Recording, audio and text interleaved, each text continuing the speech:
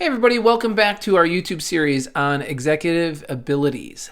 This is chapter 4, if you will, or part 4 of our 4-part series on executive abilities. And this one, I think, is something that we can all relate to, that I can think we can all reflect back and say, ooh, yeah, I'm guilty of that. I did that.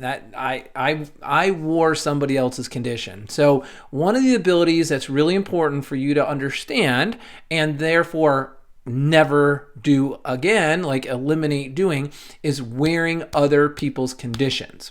So this is an ability whereby you are able to separate yourself from justification, taking on one's justification for why they didn't do something or why they did do something that they shouldn't have done, and all of a sudden this is being dropped on you. It's kind of like, I don't wear other people's conditions means I don't wear your problem. I will help you, I will collaborate with you to come up with a solution if you're asking and if you so need that, but it is not my burden to bear. So let's think about this in a very empathetic, very caring point of view.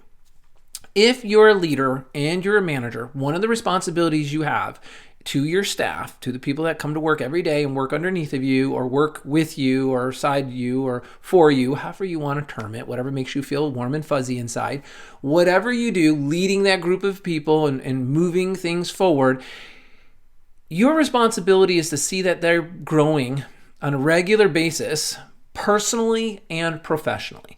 That's how we feel over here at Meg Academy.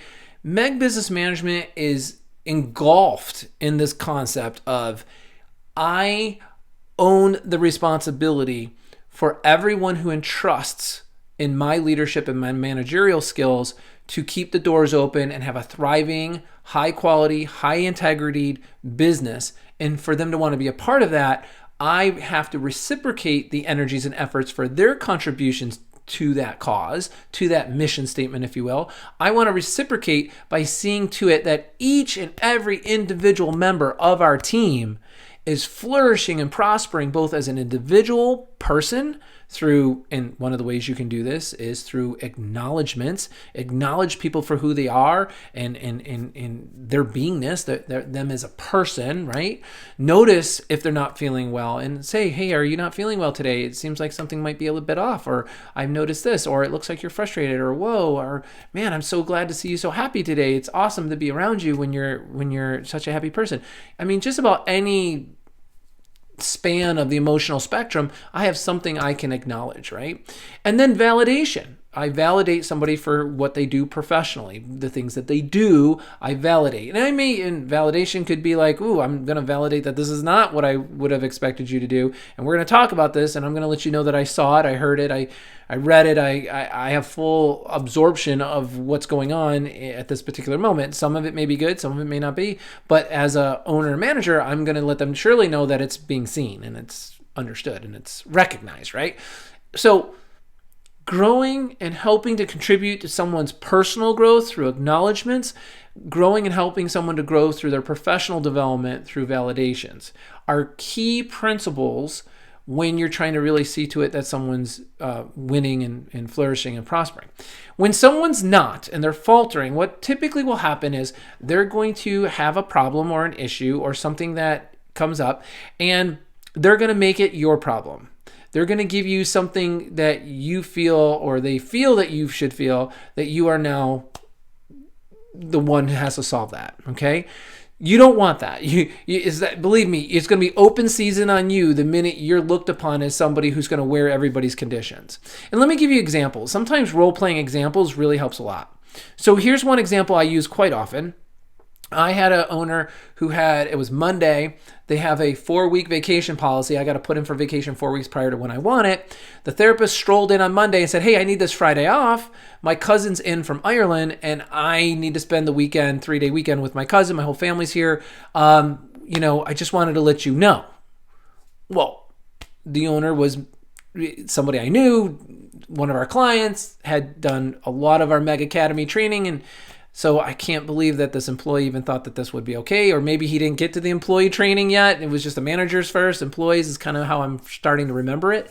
So he sat down with the employee and said, whoa. Number one, the fact that you have somebody in from out of town does not entitle you to come in and just jump out and bail on your schedule the entire day on Friday. Where are those patients going to go? And so the employee said back, well, I don't know, but you don't expect me not to spend time with my cousin. He came all the way from Ireland and he's only here. No, I would like to see that everybody gets to spend the family time that they deserve and that they want with all the family members. However, this isn't my problem. This isn't something that I've dropped or forgot or didn't, grant you. You're coming here to me wanting to have this time off, and now it's up to me to solve this problem. How about we start all over again? And why don't we talk about what your Friday schedule looks like, the fact that your cousin's in town, and then let's go ahead and see what we can do to get the day covered, and let's see what kind of options there are. And the employee walked out going, okay, good, so we'll get coverage and I'm off on Friday. That's great. And walked out the room. The owner thought about that for a minute, said, no. He didn't quite understand what I was saying.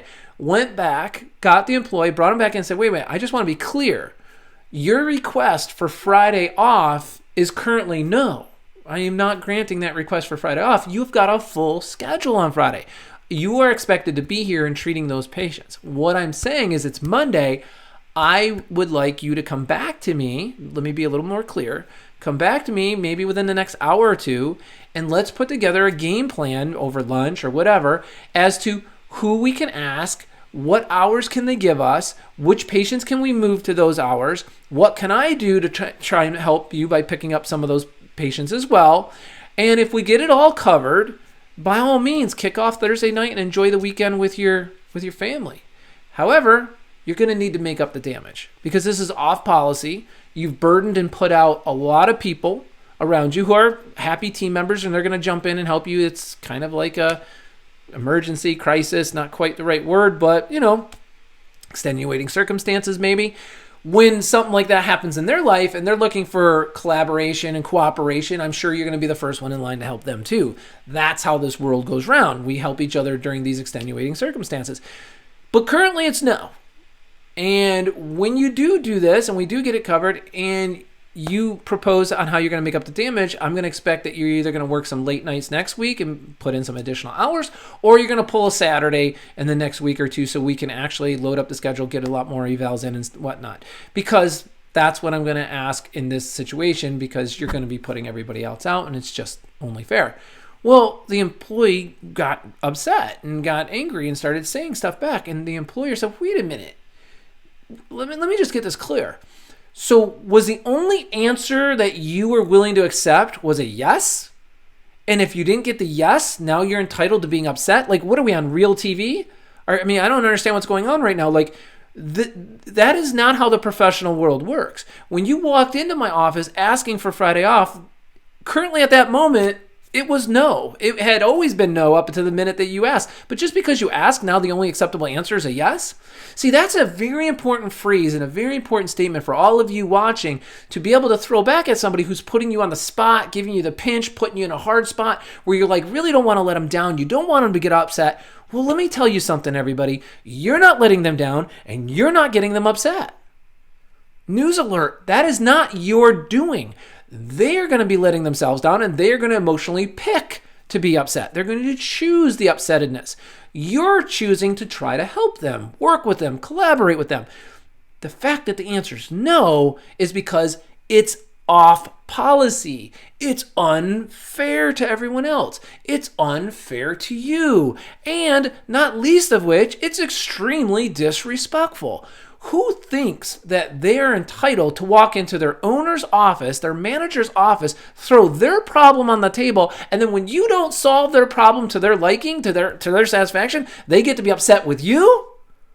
Like, let's think about that. Now, that's just one example, but you can think of many examples.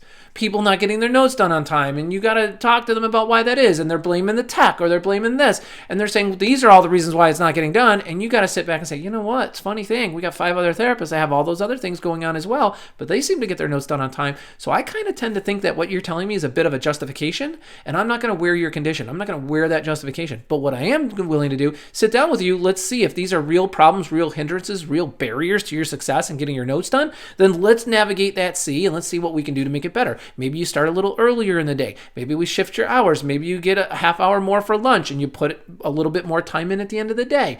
Maybe you need some mentorship on point of service documentation.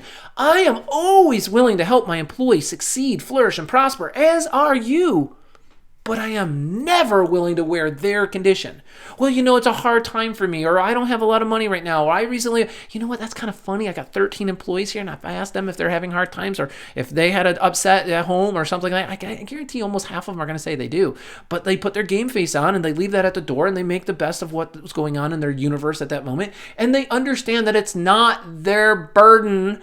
It's not appropriate for them to take their burden, their problems, and put them on other people.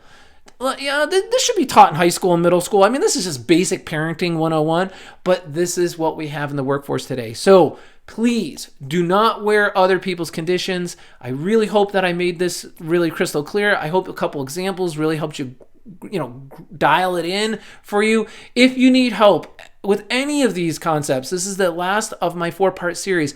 My job, my DNA, my whole team's goal is to make you a better leader. Leadership is one thing. Management is another. Entrepreneurship is another. We will develop you in all 3 categories so that you can succeed within the profession of physical therapy, no matter what position, no matter how many clinics, no matter what your ownership status is. So I hope you enjoyed hearing some of that. Please click subscribe and click like if you like these kinds of videos. I will do more of them. I will give you more successful actions for you to live the life as a practice owner as you've always deserved for yourself.